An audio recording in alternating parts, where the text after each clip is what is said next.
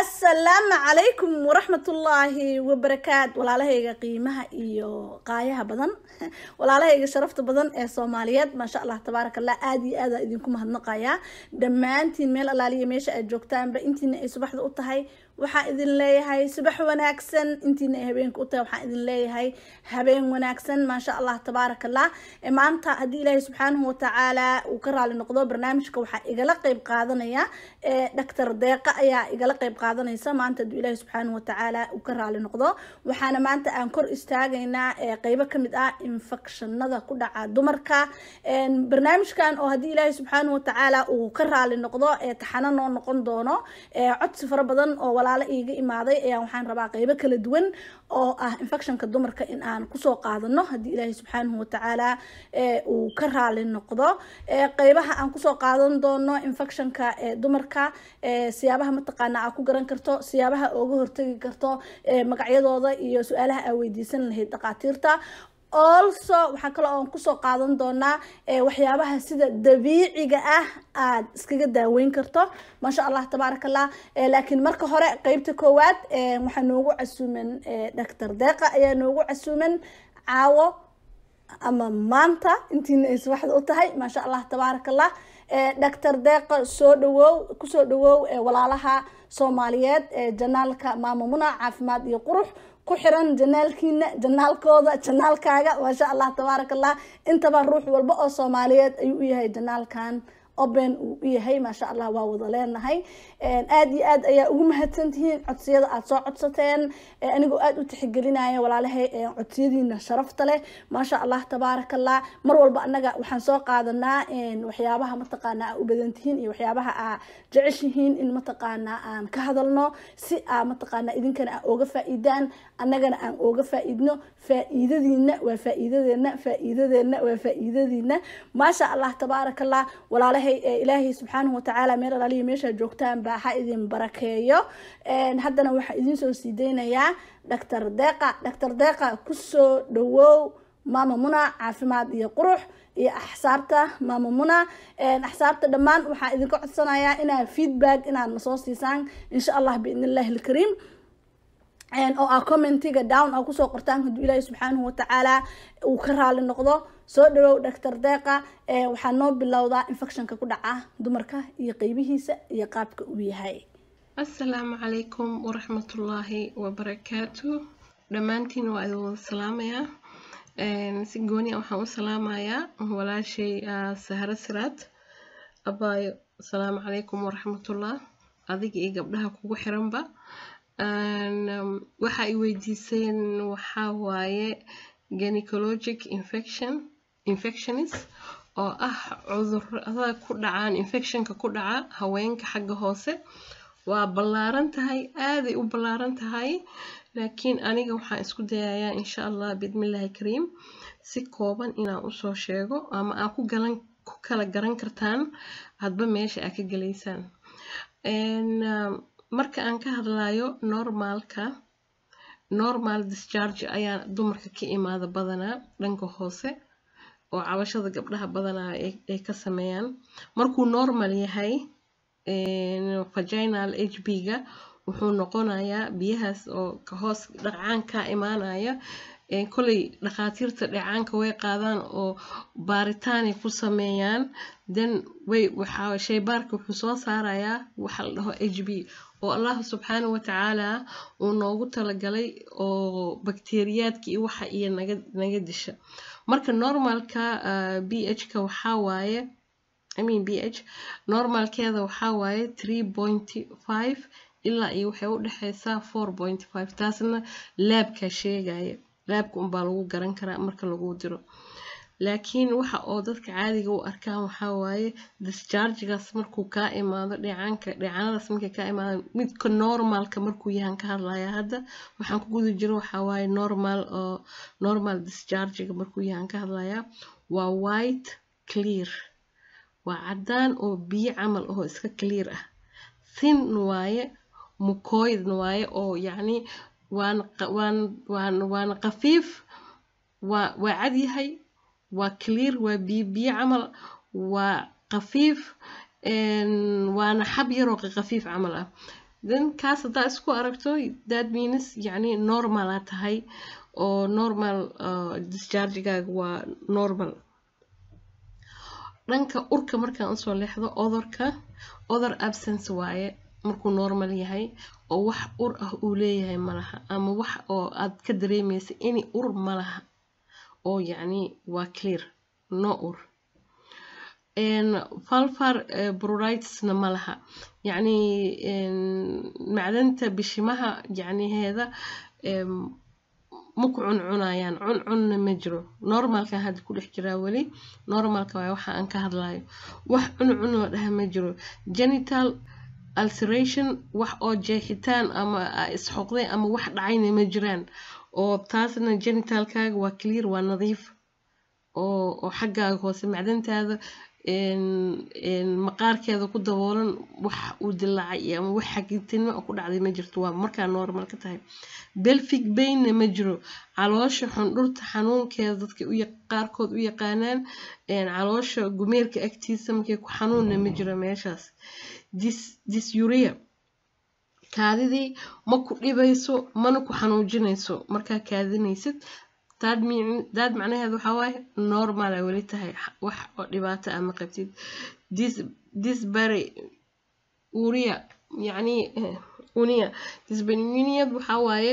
yacni waqtiga jameecadana xanuun ma jiro oo yacni waqtiga jameecada wax xanuun ah ma jiraan يعني على العموم marka la isku soo dardaro main patient oo xawaaye concerned ay sameynayaan cabasho oo ay sameynayaan maxaa la dhahayay dadka jiran cabashada ay sameynayaan cabasho ma jirto oo waxay ka cabanayaan ma jirto. ruux hadduu intaas calaamadahan aan soo sheegay hadday iskugu darsanto risk of PID free uu ka yahay يعني pelvic inflammatory disease ruuxaas wuu ka bad qabaa mana uu qabo. laakiin qodobka labaad oo hadda aan bilaabi doono oo aan ka hadlayo bacteriyada keento waxaana la dhahaa bacterial vaginosis aa la dhahaa waa bacteria ku dhacda macdanta dumarka. marka dheecaankii hadday oo aan idin soo sheego oo normalka aan ka dhigay oo la dhahayay vaginal pH hadduu ka bato 4.5 lab baa lagu garan karaa marka dheecaanka laga qaada lab baa lagu fiirinayaa hadduu 4.5 ka bato dhakhtarku wuxuu ku dhahayaa waxaa qabtaa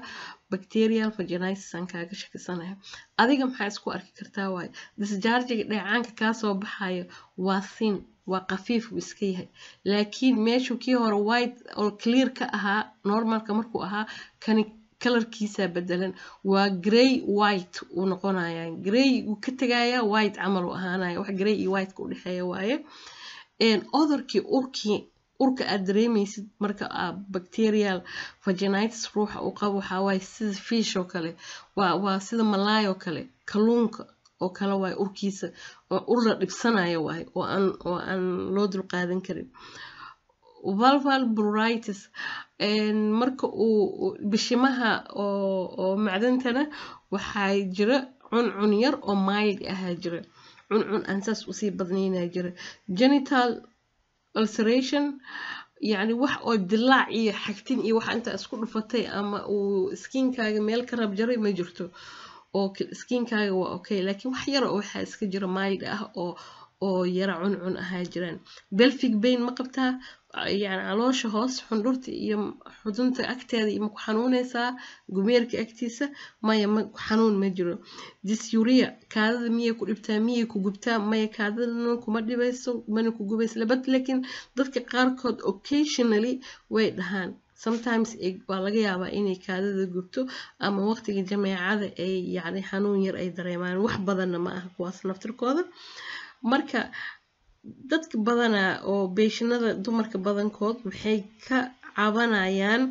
vaginal discharge-ga iyo odorka oo xun oo sida fishka camal ah labadaasay badanaa dhakhaatiirta ugu tagaan ay ka cawdaan labadaasna waa wax la daaweyn karo. marka ruuxa calaamadahan aan kuus idiin soo sheegay markuu isugu darsanto wuxuu gelayaa risk of PID wuu yeelanayaa ruuxaas ruux uu ku dhici karo BID waaye BID-gana wax kale ma aha waxaa waaye pelvic inflammatory disease oo micnaheedu yahay calooshii qaybteeda hoose ayaa yacni caabuq ku dhacaya ka saddexaad waxaa waaye bacteria ma keeno laakiin waxaa keena candidiasis maxaa la dhahaa vulvovaginal candidiasis aa la dhahaa dheecaankii oo dumarka marka hoos laga qaado pH-keeda waa uu ka yaraanayaa 4.5 waa uu ka yaraanayaa dischargena waxaan ka imaanaya dumarka ay ka cabanayaan waa ka duwan tahay tii hore waxaa sig uu noqonaya mid adag uu noqonaya oo ama khafiif buu noqon karaa laakiin waxaa waaye sida yeast candidiatis badan ay dadka ugu yeeraan sida waxaa waaye marka abur qasay sidoo kale soo isugu dhegdhego ama gacmaha ugu dhegdhego oo kale uu yara adayg u yahay sida oo bur daraay camal ah uu yahay waaye soo kaas badanaa way ka cawdaan waa waxa ay dhaqaatiirta ugu tagaan laakiin wax ur ah ma laha ur dhan ma jiro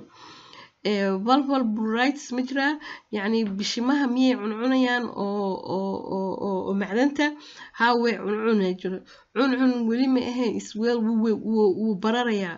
markuu bararo cuncunna ay jirto dadka maxay sameynayaan waa isxoqaysaa sooma red bayna noqonaysaa way guduudanaysaane genital ulceration ma dhacaya wuu dhacayaa markaas meel la xoqay skin la xoqay waa garan kartaan wuu yara jeexjeexmayaa wuu dildilaacayaa waa dadka qaarkoodna si isu xoqaayana waxaa laga yaabaa inuu dhiig yacni isdhaawacaanba pelvic pain ma jiraa momentigaas waqtigaas xaadirka ah wax xanuun ah aa qabtid ma jiraa laakiin marka aad kaadinaysid pain baa ruuxa dareemaya painful uu dareemaya or difficult of urination kaadadiina difficultaba laga yaabaa inay uga soo baxdaba ama uu ku dhibtoodo waqtiga jamaacadana xanuun ayay dareemaan dadka qaarkood badanaaba maxaa la dhahayay patientka wuxuu ka cabanayaa cuncun itchi uu ka cabanayaa baanin inay meesha gubanaysa dee meel la xoqay oo dhiig ka imaaday marka la kaadinayo dee way gubanaysaa soo maaha waa acid kaadada ku jirto dan gubashadaasoo ka cabanayaa iyo dischargegan sida cajiinka camal ah oo kasoo baxayo ka cabanaya marka ruuxaas risk of the BID ayuu ma aha laakiin BID-ga waxaa keenta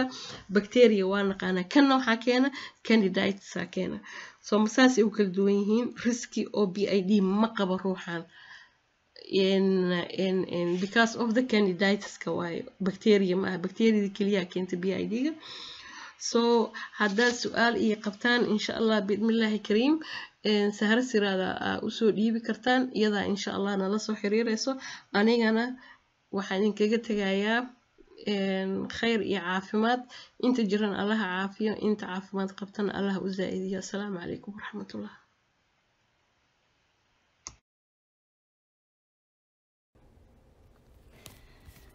ما شاء الله تبارك الله دكتور ديقة آد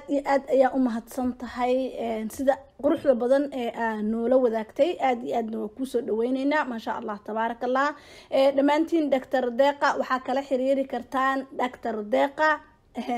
يوتيوب ما شاء الله تبارك الله هالكاس يا كيلي دونتان ولاشين ما شاء الله دمانتين سو وذا دواذا وولاشين أمنا أو إذن له كلكم كنا على عافماد يقروح السلام عليكم ورحمة الله وبركاته